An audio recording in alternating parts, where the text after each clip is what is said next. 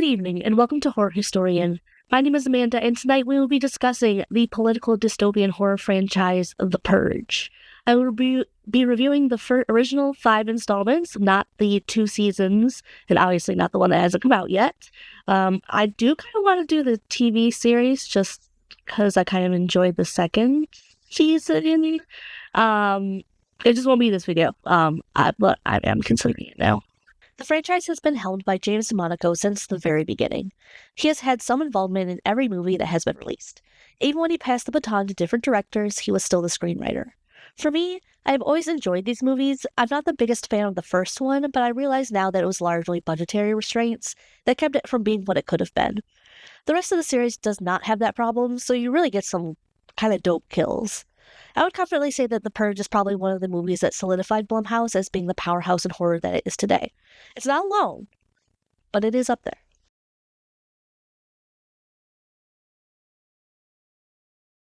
The Purge was released in 2013 and only had a budget of around $3 million, and it would go on to make $91.3 million. That being said, the critics were not a big fan of the concept, and I will admit it's not as fleshed out as I or probably Delmonico wanted it to be fleshed out. Instead of what it become, we kind of get a home invasion movie. James DeMonaco wrote and directed this movie. It was produced by Jason Blum, Michael Bay, and a few others. The stars are Ethan Hawke, Lena Headey, Adelaide Kane, and Rice Wakefield. Ethan Hawke has a pretty solid horror presence. He has been in Sinister and Black Phone, both really great horror movies, by the way. Lena Headey is goddamn Cersei Lannister. Adelaide Kane is most known for Teen Wolf and Rain, and Rice Wakefield became a Tumblr sexy man for a hot minute from this movie. I knew him mostly from Sanctum.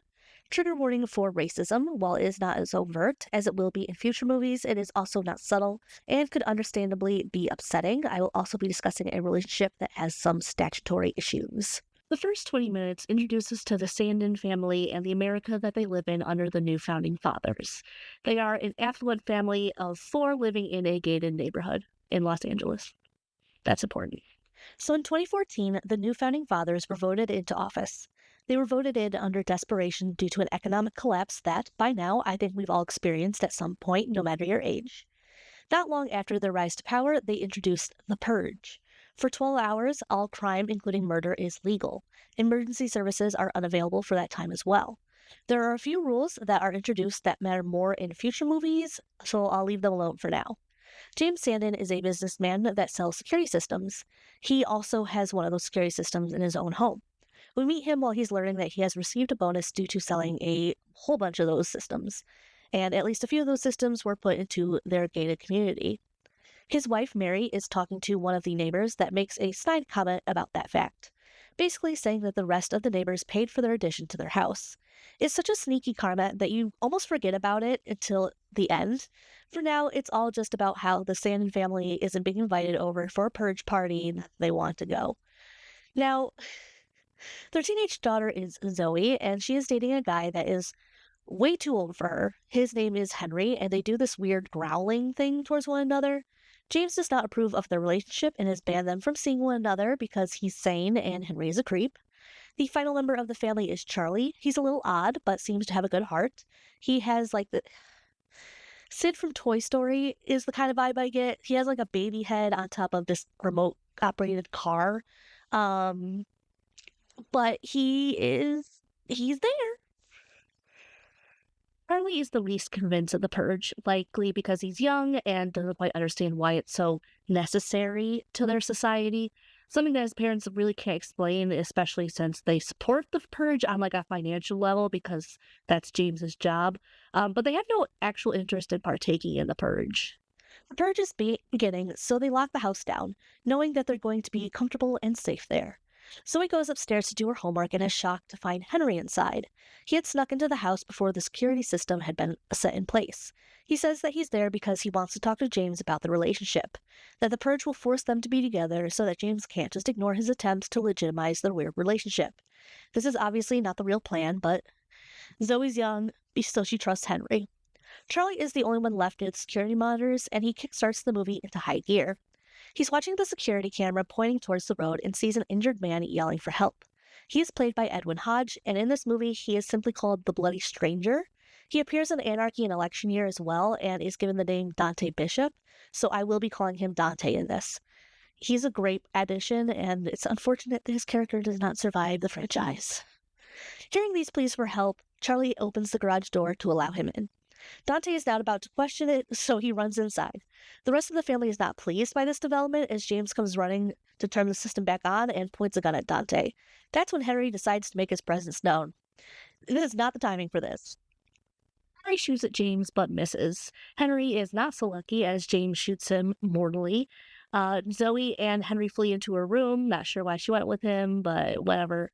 Dante takes this opportunity to bolt and hide somewhere in the house because that's his only option. Henry dies, and nothing of value is really lost. But unfortunately for the rest of the Sandin family, they find out that someone had been hunting Dante. It is a rather large group of upper-class college-age students. They are being led by someone that is called the Polite Leader. He is brutality that none of them really expect, especially since he treats them in such like a professional demeanor. He is very calm, and he speaks and says that their neighbors told them that they allowed filthy swine into their home. He's curious as to why they would do that. When one of his friends gets a little too rowdy, he shoots him. That was someone that he was friends with. Imagine what he'll do to somebody that he feels is actively working against him.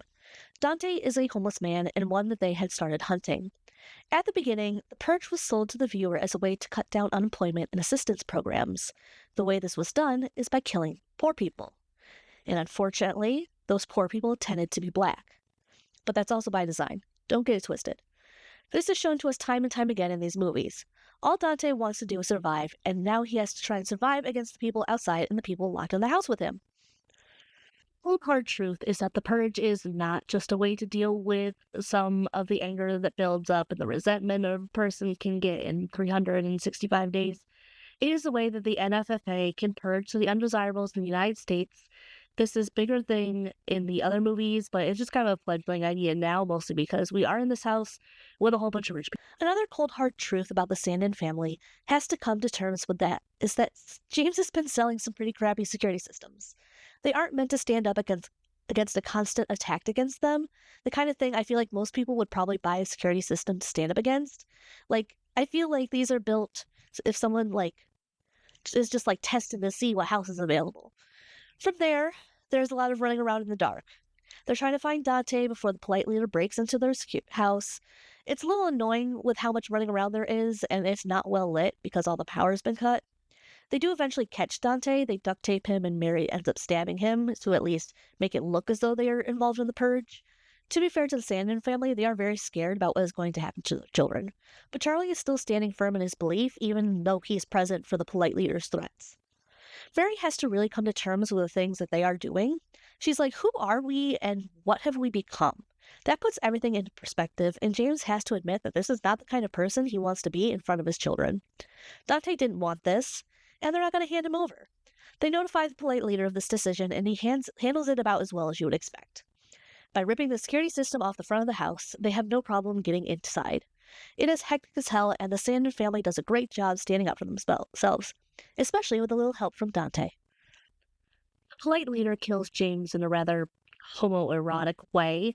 If we're being honest, the neighbors had largely been forgotten about until this point, but they do arrive after Zoe kills the Polite Leader, which was kind of a boss move on her part, so shout out to her. Oh, also, hi Luna, bye Luna. For about a solid second, it seems as though the neighbors are trying to be helpful.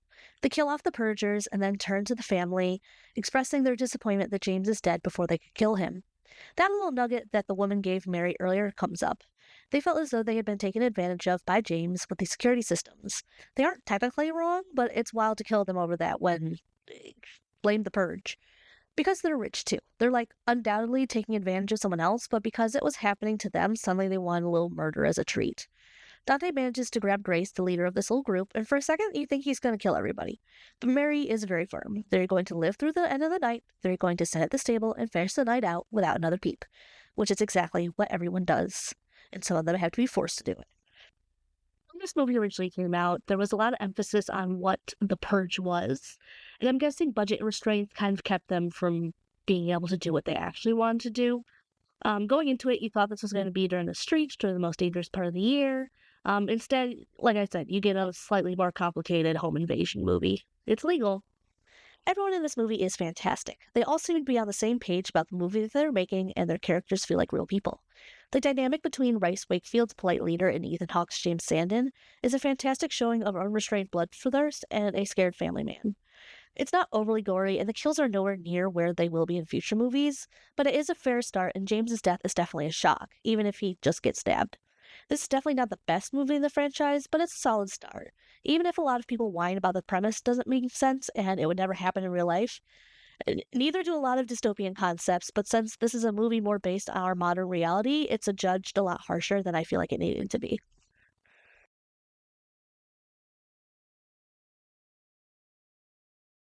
1 year after The Purge, we were gifted with The Purge Anarchy. In terms of in-universe time, the original movie took place in 2022. The second movie takes place around 2023. This movie had a higher budget of around $10 million and made $112 million. So another knock out of the park and confirming that this is a franchise that, like, you can make a couple movies out of this. And they do. Once again, James DeMonico is the director and the writer. The stars are Frank Grillo, Carmen Ejogo, Lakeith Stanfield, and Michael K. Williams. Frank Grillo is most known for being from Captain America, the Winter Soldier, Zero Dark 30, and Lamborghini, the man behind the legend. Carmen Ejogo is most known for Selma, Fantastic Beasts, It Comes at Night, and Alien Covenant. Lakeith Stanfield is most known for Judas and the Black Messiah, Uncut Gems, and Get Out. Michael K. Williams was a film and television icon who sadly passed away in 2021. You definitely know him from The Wire, 12 Years a Slave, and Boardwalk Empire. He was always great in everything he was in. This is no exception. This is a pretty solid cast, and they act their asses off.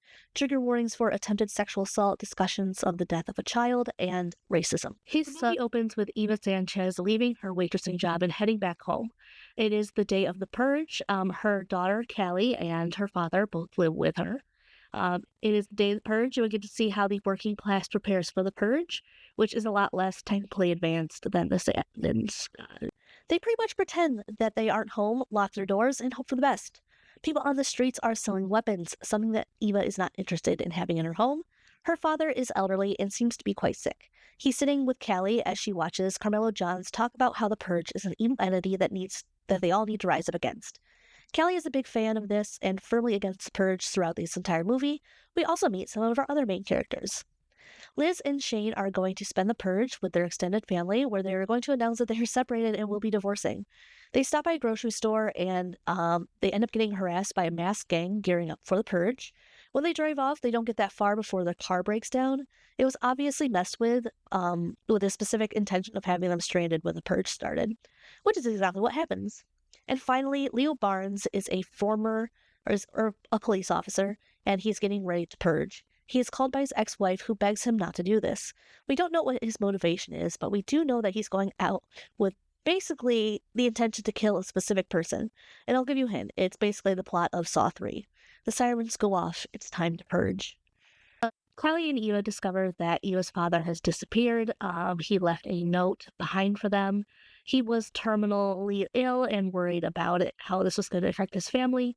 So for $100,000, he offered his life to a wealthy family to be purged by them. So Callie and Eva get the money, which is life-changing amount of money for them if it's actually delivered. But it's probably also why a military group pulls up in front of their apartment building. Nothing is fair in this world, even when you play by the rules. They do seem to be looking for Eva and Callie, although they are also taking out anyone that might get in the way. It's almost lucky that they are hunting them down because the super of the apartment building comes in with the intent to assault them. The group kills them and then takes the girls. They're bringing him to their leader, known as Big Daddy, which is a horrible name, and I'm going to keep calling him that for the rest of the movie because he is a major part of this movie. Leo is passing by at the same time they are being dragged to the truck, and despite his initial desires to keep moving, he stops and shoots that Big Daddy. It's really only a scratch on the cheek, but it's enough to get Callie and Eva into the car, which is where Liz and Shane had ended up hiding in the back seat. So there's like this brief moment of panic where they're all arguing until they realize that Big Daddy is getting up and back onto his machine gun. They all take off together where the car is repeatedly shot at, but it's largely bulletproof minus the wheels, so they are now without a car, traveling through the purging streets of Los Angeles.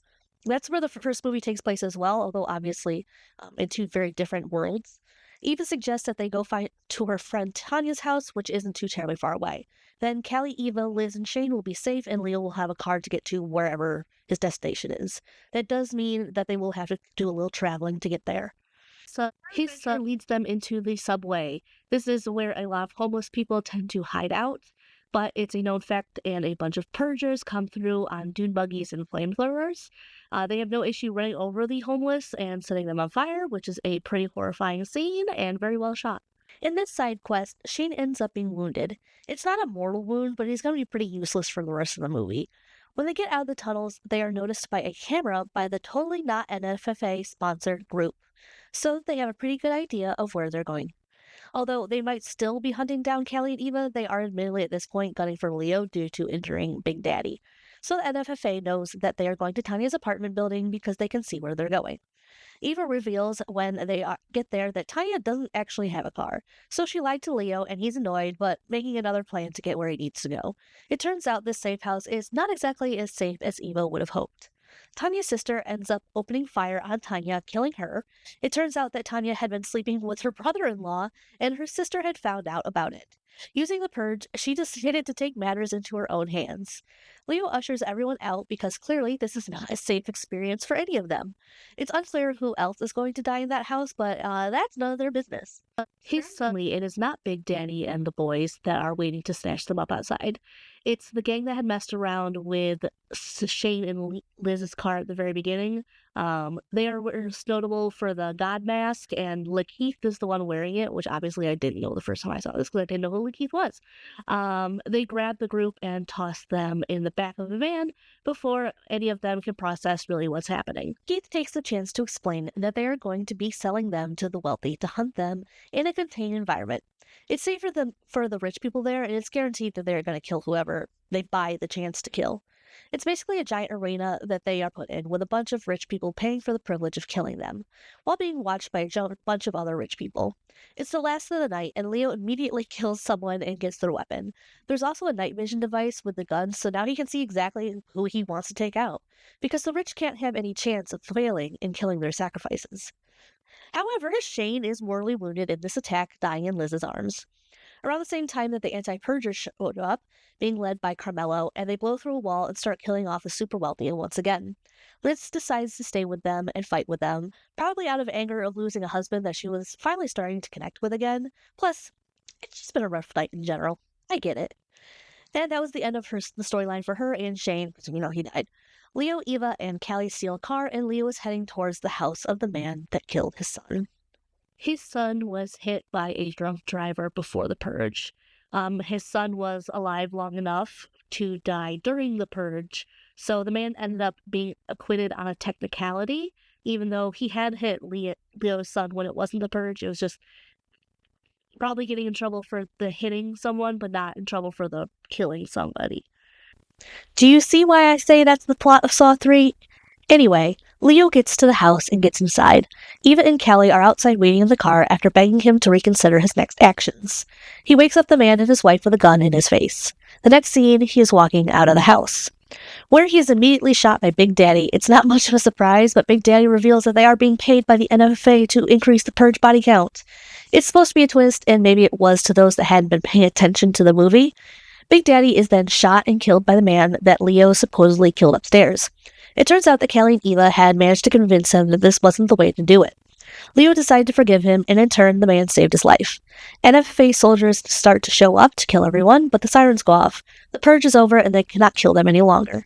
A little surprised that they followed those rules, but we're going with it. Leo is rushed to the hospital with Callie, Eva, and the man whose life he spared. His son, me, this is obviously the best one in the series. It is a solid story and characters that you actually root for. They have their own motivations, even if a few of them simply want to survive.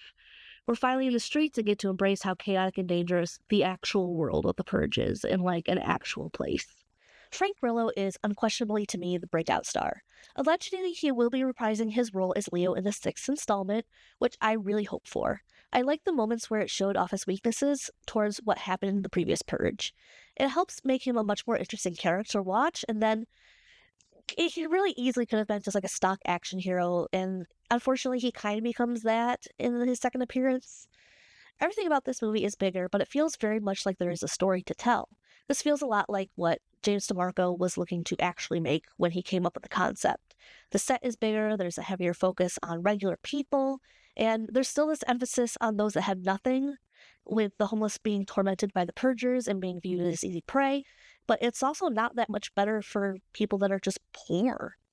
It was so clear that this movie was going to have a sequel, it honestly could have been foolish to end the story there. We told the story of the rich, the poor, and now it's time to get to the end of the purge.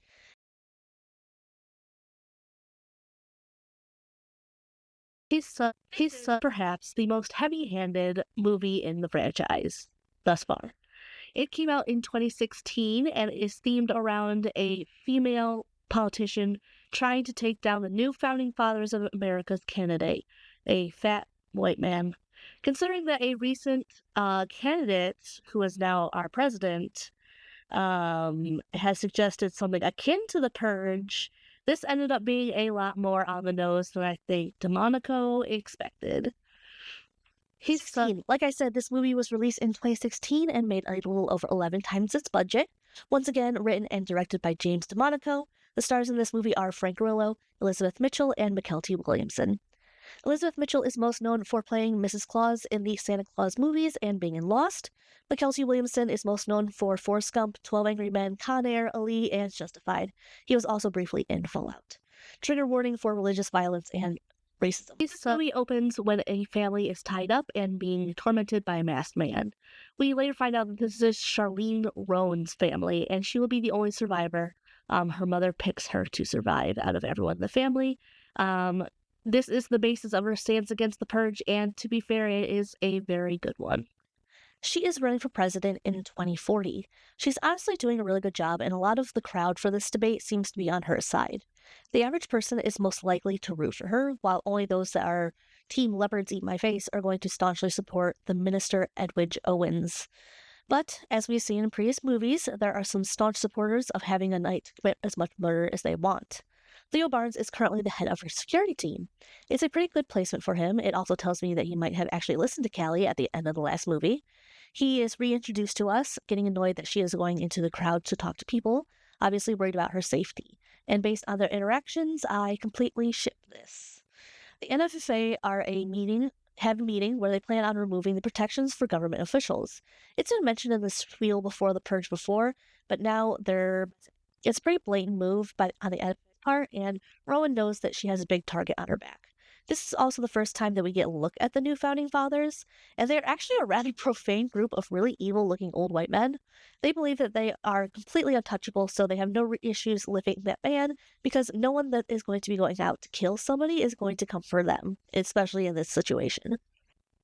We then meet the regular people of this movie. Joe owns a bodega, with Marcos being one of the employees. Lacey is a EMT who used to be a badass in the neighborhood but has settled down and now obviously does like triage and stuff.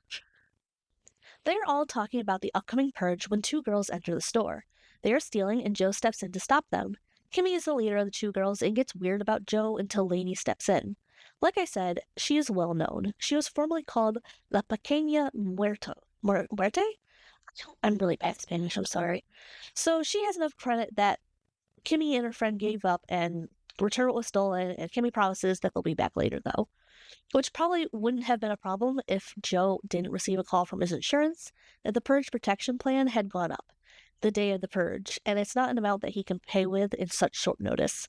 So Joe said he's going to spend his night protecting his bodega. He won't have to worry about doing it alone, though, because Marcos is going to be there to help. I really like the dynamic between these two. Joe is an older man that knows how the world works and doesn't have much hope for change. Marcus is younger and very much looking forward to the future. He entirely believes that Rowan has a possibility to become president and stop the Purge. All she needs is to turn Florida, which they act like that's riveting information, but that's pretty much every election. But he's a kind guy who happens to be a great shot, so I'm not going to rag on him too much. I also really like Lainey's character, even if she's a lot less utilized. She's someone that turned her life around and does a lot of good during the Purge by helping get victims to a triage center. He decides that she is going to wait this out in her own house. She seems to like logic it out as like the average person doesn't go somewhere high tech and hidden away, so why would I? it would be ridiculous for her to go secure space. Obviously, Leo Barnes is not thrilled with this, and I completely understand why he thinks this is stupid, because it's stupid. Which is a good thing because he catches on to the fact that she has been betrayed by other people than that Rowan had been working with. They bring in Danziger and his group of neo-Nazis. I love that they emphasize throughout these movies how close the relationship between the NFFA and hate groups are. It's really not that far off from how certain political parties flirt with alt-right groups in our real life. Leo manages to get Rowan out before any harm can be done to her, because he's not stupid and can put together a situation pretty well. He does get shot, but it's not something he seems particularly worried about. He's much more worried about setting off a bomb that was hidden in a briefcase that he had left behind in the office. That will at least kill the traitors. Being out in the open in Washington, D.C. during the Purge with a woman trying to end the Purge is probably the worst way I can imagine spending that time. Leo is a trooper, though, so he keeps her close as they dodge drones and Russian death tourists. They were briefly shown at the beginning of the movie, and they are this group that's come to America with the express purpose to be involved with Purge. They've got this whole trap set up to catch someone, and it manages to capture them. But they don't get much more than that because Joe and Marcus see them. Marcos is a solid shot and kills the Russian death tourist to save them. Then he gets really excited when he realizes exactly who they just managed to save. Knew that Marcos was a solid shot because of earlier when girls rolled up playing Party in the USA, and probably one of the most memorable scenes of this movie. Marcos shot Kimmy in the ear as a warning, but they've got a bit more backup this time when they come to the bodega. It's a little tense as they start hacking their way into the store, unaware that they have Rowan and Leo within. But that doesn't matter because that who ends up killing them is Lainey. So that's a minor villain down right in time for them to be chased by a helicopter. Thankfully, they are in a car and are able to go into some underpass. As it turns out, the bullet that has been in Leo since he was shot is not just a regular bullet, it's a tracking device, which is how they have known where he and the senator have been up until this point. The bullet gets removed, and since Joe is a former gangster, they leave the bullet with the Crips, because that is a group of people that would have no problem taking down a bunch of Nazis, and cheers to that. Which they do when a group comes in to kill Rowan and Barnes, but instead find a bunch of pissed off gang members.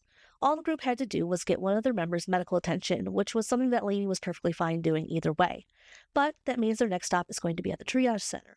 And look who's back, it's Dante Bishop. We saw him a little bit in 2, but he's back in having a major impact on the plot this time around, and honestly good. His son meets with Dante to discuss what his plans are for the night. He fully intends to make sure that she has no competition, so they are going to make sure the purge will be over with no matter what. They're planning on going to the minister's church, where they will be purging religiously and getting rid of anyone that might prevent Rowan from becoming president. For some reason, in this universe, they do not have like backup candidates. Like nobody else is going to run. You're just going to automatically win. That's not how that would work, I think. We haven't really had that issue in a long time. Rowan is not happy about that at all. She wants to win fair and square, and I do see some merit to her thought. If they kill the minister, then there are going to be a lot of really angry purgers that are going to riot. If she wins fair and square, they have a lot less to complain about. It's not a fair world for her because if she dies during the purge, then her supporters don't have the power to really throw that kind of hissy fit, and they don't believe in throwing that kind of hissy fit. But that high ground nonsense is what lost Hillary Clinton the election in some ways, because there is no such thing as high ground in politics. The paramilitary group starts to break through into the triage and mostly seem to be accepting of the rules. They're more focused on getting to Rowan. If they happen to catch her with Dante, then that is a perfect 2-for-1. Leo and Rowan manage to get onto the street where they meet with Joe, Marcos, and Lainey again. Unfortunately, their ambulance is hit by the Nazis and Rowan is snatched from the back. Fortunately, they don't kill everyone else that was in the ambulance. So Barnes and the others decide to link up with Dante and the group. It's pretty obvious that Rowan is going to be sacrificed at the minister's church, so they might as well go ahead and get him. His sacrifices at the church are very much giving ritual murder. The minister and his little henchmen will give like these little speeches about the person that they're sacrificing and why they're doing it and like their specific sins, with an entire crowd watching them. The entire congregation is present. Rowan is brought onto the stage by a hand truck, and it's starting to look a little bleak for her. But don't worry, Dante and Leo and the boys are there to make sure that she doesn't face her end just yet. There's a pretty brutal shootout which leaves very few people in the church still alive. Mostly the minister, Harmon, Rowan, and Dante's boys. Unfortunately for Dante and his guys, the paramilitary group shows up and kills them. It's kind of a bullshit ending for the only person other than the voice of the Purge to be in the series up to this point. Leo gets the upper hand when fighting Danziger, and Harmon James seems as though he's going to finish Leo off. But then Joe kills him, unfortunately being murdered in the process. Honestly, considering how much mess has been made, killing off the minister probably wouldn't be the worst thing in the world. But Rowan is determined to win this fair and square, so she refuses to let them get purged. So his son is now president. She wins and puts an end to the purge now that the new founding fathers are no longer in charge. So I'm assuming there was a massive change in the way that the government is run to give the president a lot more power than they normally would have. And political parties, well, I mean, I guess that doesn't change that much, the political party aspect. Um, because I would have assumed that the Congress would be a lot more involved with the purge operations. Um, Politics could use a little bit of fleshing out, but they're not going to do it, and it's probably for the best because it probably would just be a little bit more confusing. The movie ends with Marcos fixing up the bodega with Lainey, with a lot of pro-purge people starting to lose their shit because they are seeing the end of the world they have greatly benefited from. On the other hand, we are not going to follow that plotline for the next movie. As a matter of fact, we will be going back to the first Purge. He's so excellent at hitting some of the more political aspects of the purge, although I still have like a ton of questions. Whatever. Uh, this is fine. I don't need to know everything. Considering that Donald Trump has recently made a comment about a day about being able to commit crimes, this whole thing did end up feeling a lot weirder on a rewatch. This movie has a much more hope towards the future than what ended up happening in the real world. I think we can all agree that this was a very heavy-handed movie, but at this point, it's one of the charms of the franchise. It's like a George A. Romero level of subtlety. The death of Dante is probably my least favorite part of this movie because it really just felt unnecessary. He survived the nonsense from the first movie only to get killed by a bunch of white supremacists. Justice for Dante Bishop. I would have been very happy if the franchise ended right here.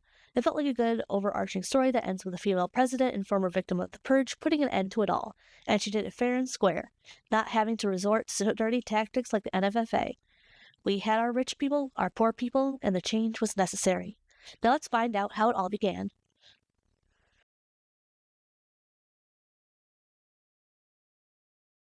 Taking it way back to the very first Purge in the year 2014, the first Purge is the first movie that is not directed by James DeMonico. He's so shockingly. It was written by him, though, but this time, Gerard McMurray is the first one that takes the helm of the director's chair since him. It's also the first big movie that he's been involved with. He's most known for directing Burning Sands and an episode of the new Twilight Zone series. The stars are Yolande Knoll, Lex Scott Davis, and Marissa Tomei. Knoll is most known for Call of Duty Black Ops 6 and Insecure. Scott Davis is most known for Tony Braxton, Unbreak My Heart, and The L Word, Generation Q. She also met her husband filming this movie, which I just thought was cute. You know the regular trigger warnings by this point. His begins with the NFFA agents going out and interviewing people on Staten Island. We are specifically listening to the interview with a man named Skeletor. He is very scary looking. He has very physical scars, looks like it was done himself, and he is also very clearly on a lot of drugs. It seems as though he is the one that gives them the term the Purge. 2 years later, the NFFA is going ahead with the Purge. It was an idea that was created by a sociologist played by Marissa Tomei. She's working with Arlo Sabian, who is chief of staff for the NFFA. They have decided to test the run of the Purge on Staten Island. If someone stays, then they get $5,000. If they decide to take part in the Purge, then they get more money on top of that. Our main character is Naya, and she is taking care of her younger brother while living in a pretty crappy apartment complex. She is very against the Purge, and she sees a lot of the ramifications that will come from this experiment. They are taking an already struggling community and dangling money in front of them to do heinous things for the entire United States to watch. There's going to be negative consequences. Also, it's just a terrible idea. Her ex-boyfriend is Dimitri. He is a kingpin and not the worst person in the world, honestly. He's someone that gives back to the community that he is also selling drugs to. He's got a lot of people working under him, including Naya's younger brother, Isaiah, something that neither Dimitri nor Naya were aware of up until Isaiah screws up. But there's going to be a lot of Isaiah screw-ups because he has never had an intelligent thought in his head, and by God, he is not about to start now. The plot gets started by Isaiah being attacked by Skeletor when refusing to sell to him. He ends up being cut by the crackhead, and Genius decides that he's going to get revenge on him during the Purge. The plan was for Naya and her friends to stay at a church throughout the night. So they would make the money for staying on Staten Island, but not the bonus. They need the money truthfully. It seems as though it'll be an unspoken rule for this purge that the church is a safe space, something that is historically true for a lot of black communities. Her brother was supposed to go on one of the buses to leave the island so that he can be safe. Instead, he gets some nice contact lenses and goes out on the street after it is announced that the purge has begun. As for Dimitri, he's going to have some girls sent over to his place and relax. He has no intention of doing anything on Purge other than keeping everyone in his gang safe. This is a lot of danger for very little reward in his mind. Not everyone agrees with him, though. Mostly, Capital A wants to take the chance to kill a lot of the people and make a lot of money. A legal way to kill off the people that have been messing with them, basically. So he's the people that stayed for like the purge aspect of things, are looking to like steal and like mildly maim other people. But Skeletor is out there for murder. That's just what he wants to do. He gets the very first kill of the night when he attacks a man that is trying to steal from an ATM, which isn't a bad idea, but ATMs are hard to break into. Only are black people the primary victims in the purge, but it all started out as a fear of murderous black people. It's being televised to the entire United States, and these moments are going to be on repeat for weeks after this experiment. All you have to do is get people scared enough, and they'll agree to pretty much anything to stop the scary thing from happening. This is not the first time that this tactic has been used. It's a tried and true method, especially against the black community. Isaiah doesn't take long after going through the streets of the Purge to call his sister and tell her pretty much all of his stupidity for the night.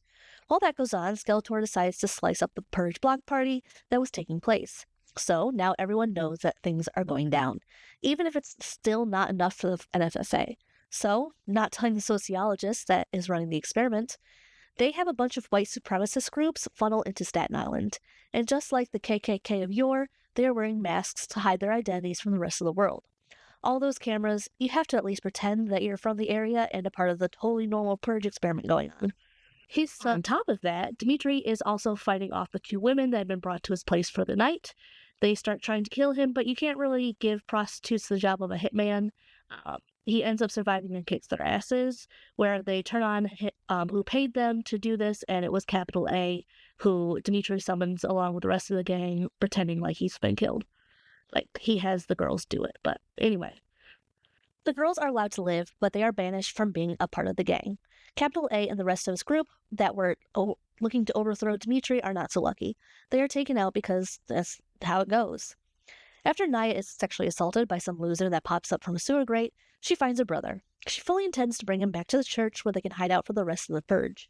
It is very clear that the streets are not safe. By the time that they are back at the church, the white supremacists are making their way out. This is another historically accurate moment. The moment that you are most likely familiar with is the 16th century Baptist church bombing, where white supremacists bombed a black church. White supremacists induce violence on black churches is an unfortunate truth. They flee. There are some survivors, including those that live in the same apartment building as Naya and Isaiah. Louisa and Serena are a mother and daughter that are friendly with them, and the streets are far too dangerous for them to go back out. They also meet up with my favorite character, Dolores. I'm actually going to give a second and give a shout out to some of my special favorite side characters. Dolores is very funny and mouthy, which I always appreciate. The giggling grannies are two older women that set up a bomb alleyway, and I think they're just tired of being treated poorly. And then there's also the three wise men who are three older men. And I'd honestly watch an entire movie from their perspective because they were very funny to me. Obviously, the sociologist knows that they are suddenly a lot more violent participants than had originally been tracked, and she does some digging to find out why that is the case. It turns out that the purge is happening. If it has any actual sociological value or not, the NFFA wants it, needs it to happen to keep people in line. The cold truth is that they don't want to keep funding programs that assist the poor. The poor won't be able to protect themselves from this either. Dr. Updale is not pleased by this information, but they are going to silence her. She is taken and dropped in the middle of an experiment where the white supremacists have been notified of her location and she is killed. At the end of the movie, it is reframed that she was killed taking part of her own experiment because that is how much she supported the idea. Other than Skeletor chasing after Isaiah, the white supremacists are just looking to annihilate anyone that they can get their hands on.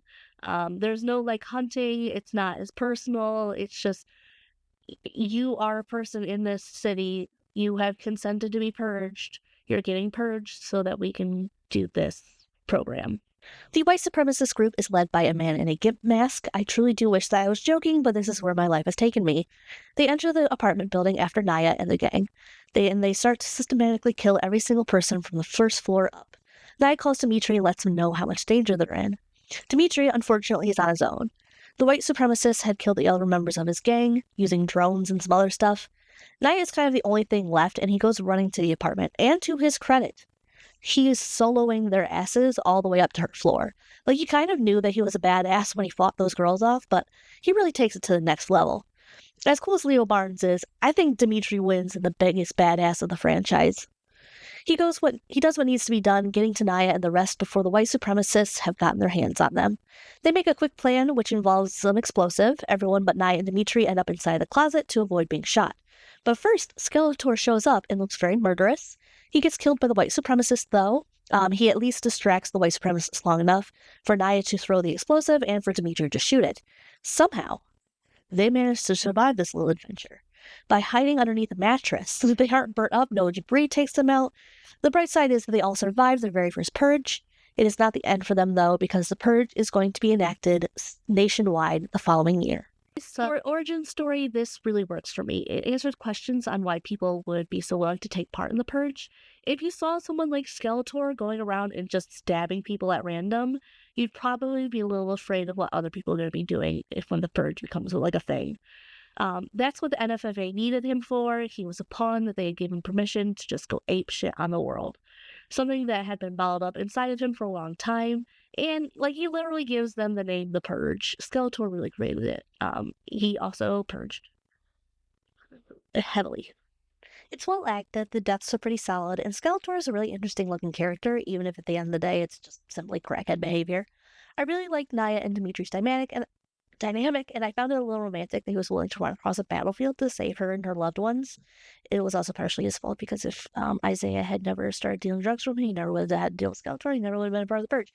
Anyway, this felt as though it could easily slipped into the Purge lore. It made sense why they would want to explore this, especially as to how it, in theory, shaped the rest of the movies. I like that they pretty much answered how it came to be. The NFA simply lied and scared people into doing what they wanted. This felt like a decent addition. It went to the beginning, started from square one, and it worked. It's not really anything new. We all kind of knew what was going to happen, but hey, at least it was entertaining.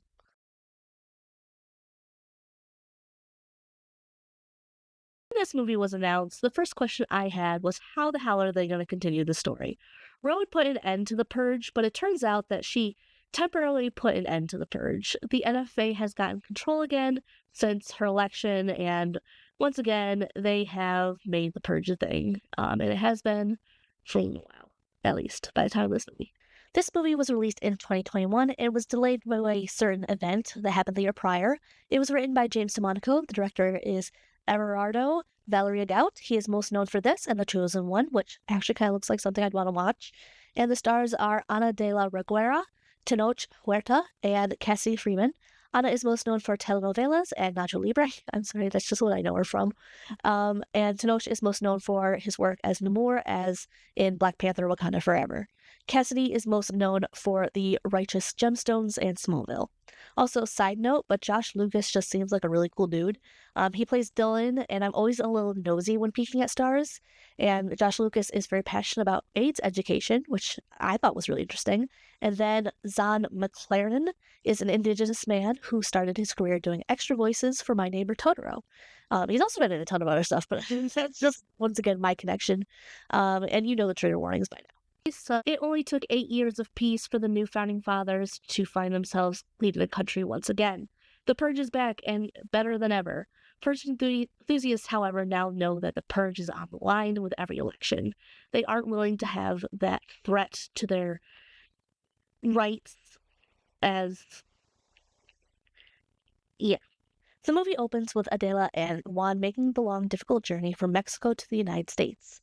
It is not a decision that they made lightly. They are told to follow the roses if things get difficult. In America, Adela works as a meatpacking factory, and Juan has a job on a ranch under the Tucker family. In general, the Tucker family seems kind of cool.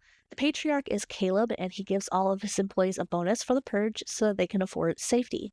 Juan is thankful for this as he and Adela are going to go through their first purge. They have a specific place that they're going to go to, which is heavily guarded. His son isn't shit though. I'm talking about Tucker's son, and but his daughter's school. Juan learns that one of his coworkers, Kirk, is intending to use that money so they can purge. He seems almost interested in bringing Juan and his friend TT to his side. This is where the political aspect of this movie starts to get a little muddled. So, for a lot of the movie villains, including in this one, they're racist. That is their primary reason for going after the group that will eventually form, because of Juan, TT, and Adela. But Kirk seems to have it out for the wealthy of the country, including the people that run the ranch that he works at. I associate that with more like the leftist position of eat the rich. But as I was writing this, the thing that the CEO was killed, so now I'm kind of like, well, I guess it can kind of be a mixed message. Maybe we all just hate rich people. His son, Adela, TT, and Tucker, the Tucker family, the night of the purge goes off without a hitch. Everyone is alive, and it's just meant to be a normal day the next day. Juan and TT go to the ranch, and Adela heads to work. They both notice that their work seems a little sparse. TT and Juan are a little worried about as they drive up seeing a truck that isn't usually there, and in general, it's a little too quiet on the ranch. And even the horses aren't in their proper places, which, side note, the horses are probably the most protected things in this entire franchise. Unknown to them is that the Tucker family has been taken hostage by Kirk and a few other members of the Forever Purge. Well, they intend to have the purge continue on forever, to not have a single night for it, but every night, to purge without problem. At the meatpacking plant, Adela notices that there is a goat inside of a cage, and goes to free it, assuming that it was left behind by purgers from the previous night. She goes over and ends up learning the hard way that it is a trap meant for people during the daytime, and that people are there to purge her. Her boss manages to find her before anything worse can happen, but then the police pull up and assume that they are the ones trying to purge. It doesn't help that it is a Mexican woman and a black man. They are loaded up in the back of the police van with a woman that seems outright nuts and a man with a giant black swastika on his cheek. He has the unique ability to identify the type of gun with the sound it makes. Son proceeds to shoot Caleb in the head instead of his daughter Harper, which was there was an odd amount of slut shaming for a woman that is just like straight up vibing for this entire movie. TT and Juan save the rest of the family: Dylan, the racist son; Cassie, the pregnant wife; and then Harper, the surviving daughter. This is the second time in this movie so far that Juan has upstaged Dylan at something that he feels like he should be able to do. He wasn't able to calm a horse down, and he wasn't able to protect his family. Dylan commented earlier that he doesn't want to have a nanny that will teach their future child Spanish, and he will later express a desire for segregation. That the Mexicans should stick to the Mexicans, leave the white people alone. It's not touched on nearly as much as I wish it did, and he doesn't really eat those words ever. Like, not really. I'm getting ahead of myself, but you cannot make me like Tucker. The group takes the truck to head out and find Adela, who has managed to escape the van. She offers her boss a place to go with them, but he declines because he has people that he has to look out for. So now that they have the whole gang together, it seems as though they have one place to go. The radio tells them where to go, actually. Essentially, a bunch of people throughout the United States have decided that the purge must go on forever. And in an attempt to stop this from happening, the NFFA enacted martial law across the country. But this is also much better than that. So Canada and Mexico have opened their borders for anyone trying to flee the situation. It's a good thing they're in Texas. Pour one out for all the people stuck in the middle of the country because they only have 6 hours to get either border before it's closed. The group decides that their best shot is by trying to escape through El Paso. This goes to hell when the truck that they were in is shot by a missile and they scatter. Adela and Cassie end up spending some time together, and it really makes you appreciate Adela a little bit more. Her and Juan had become a part of an anti-cartel defense group, and that is why they had run to America. They are both trained fighters, something that, honestly, Adela is better at. It's around this time that Cassie goes into labor. TT, Juan, Dylan, and Harper end up meeting with mother and father. They seem to be the major organizers of the Forever Purge in this city, and they are very racist. They basically offer Dylan and Harper a get-out-of-jail-free card if they kill TT and Juan. They refuse, which I wasn't surprised by with Harper, but I was a little surprised by Dylan. Anyway, TT dies. Justice for TT. He seemed like a good dude. They at least managed to kill Mother, which enrages Father. All of this doesn't matter because due to purgers throwing themselves at the borders close 6 hours before the 6-hour deadline, meaning that Dylan now has to illegally cross the border, and they really don't play with that as much as they could have. They reconvene with a group that is intended on helping refugees out of the country. It is run by an indigenous tribal leader, Tiago.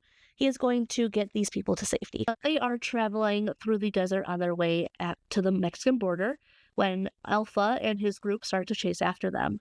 There are some really cool action scenes in this section, but it does involve Adela being taken by him. and him trying to force her to make everyone come out of hiding. She pretty much yells about them kicking his ass and killing the pig, which I am entirely in support of, if we're being honest. A lot more badassery, and they manage to survive without any more important character deaths. When they are reunited with Cassie, she has given birth in Mexico. In an attempt to give Dylan a complete character arc, he says thank you in Spanish, and that is the end of the movie. The NFFA has sent troops to try and stop the fighting, but it honestly isn't looking very good. 2 million people managed to escape the bloodbath that would become the United States, but there are still millions of people trapped in the United States with a bunch of batshit insane purgers, and they are fighting back against them as best they can. This movie did well, although earlier movies certainly did it better. But I will say his politics in this movie are probably the least well thought out. Having one of the protagonists share the view of the antagonist, although a much lighter version of it, like they could have put more effort into changing his opinion other than just having him be the illegal immigrant at the end of the movie. He's not just having it change his opinion because it suited him. Yeah. His son didn't really like this movie. If we're being entirely honest with one another, this movie really didn't need to exist. It's an interesting concept. I thought that the poster looked cool, but it's not the best of the bunch. There's a little bit of purging during the time, which does kind of change things. You might notice that this one probably has the least that I have to say, and it genuinely feels like there's nothing happening for a lot of this movie, and the interactions with one another just kind of feel weird. I did like Harper and TT, but they killed that, literally. I think this movie benefits from the action, but it really doesn't have any cool deaths, and even the main antagonists, when we do get around to seeing them, aren't that interesting. I assume that there will be another movie, and that one will be all about the remains of the United States after the Forever Purge. I can't really imagine what else they can do with this. They kind of written themselves into a corner. All things considered, this is a pretty solid franchise. For only 2 movies being fairly weak, and that's not a bad general rating. I definitely think for me that the order is Anarchy, Election Year, The Purge, First, and Forever. The first 3 are definitely solid in their execution and what they wanted to say. First and Forever feel like movies that were made to make money. I mean, they all obviously all these movies were made to make money, um, especially after the first one. But those 2, I'm like, oh, you don't really have anything else to say. You've said it. So I guess we'll see what 6 is.